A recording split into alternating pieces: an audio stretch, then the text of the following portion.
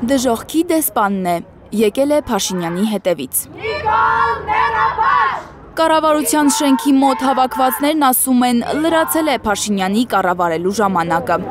Կարմիր դեսպանի ձեռքին մեղքերի կույտն է, որոնք հավաքվածների խոսքով գործել է վարչապետը 2018-ին իշխանության գալուց հետո։ Սա Նիկոլի մեղքերն են, որ եկել է թվարկելու, որ դժոխքի շատ քիչ պատիժ մարդիկ, ովքեր որ պատիժ են կրում հիմա դժոխքում, շատ քչերն են, որ այսքան շատ մեղքեր են գործել եւ այդպես սրբապղծություն, ներապաշտություն, թալան, դավաճանություն, չարություն, նենգափոխություն, պարտություն։ Այսօր ինքը ցիտում է Սուրբ Գիրքը, իրեն իրավունք է վերապահում ցիտելու Սուրբ Գիրքը։ Միակ Սուրբ տեքստը, որ ինքը այսօր պիտի անընդհատ ցիտի, դա ապաշխարության աղոթքն է իր մեղքերի համար։ Եկեղեցու դեմ իշխանության սկսած պայքարի պատճառով անդունդն է գլորվում Հայաստանը, վստահ են Փաշինյանի նստավայր եկած մարդիկ։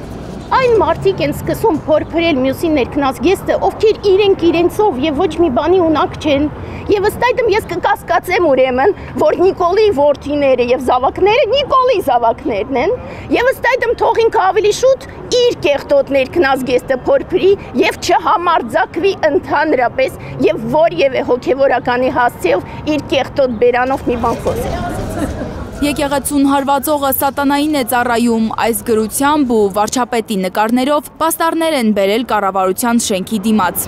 Իրական Չուլանի տեղն են ցույց տալիս, եկեղեցին Չուլան անվանած իշխանությանը ակցիայի մասնակիցները։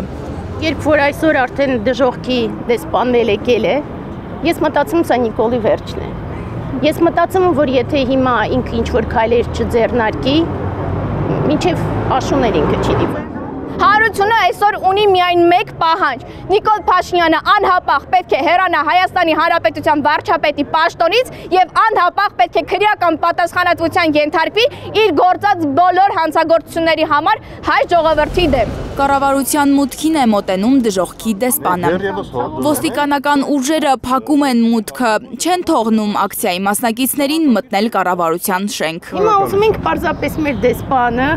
մոտիկ նայի շենքին, որ ավելի մոտիկ լինի Նիկոլի շունչը, որ Նիկոլը զգա, որ արդեն իրեն բան չմնաց։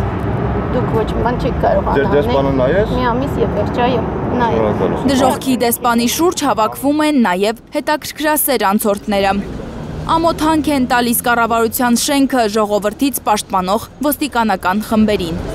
Իսկ Փաշինյանին ուղարկում են այնտեղ, որտեղ հայ լինելը հանցագործություն է։ Թող Նիկոլը գնա Բաքու։ Լանա Համբարձումյան, Առաքել Օհանյան, Սմբատ Ասլիկյան, Հայլուրի համար։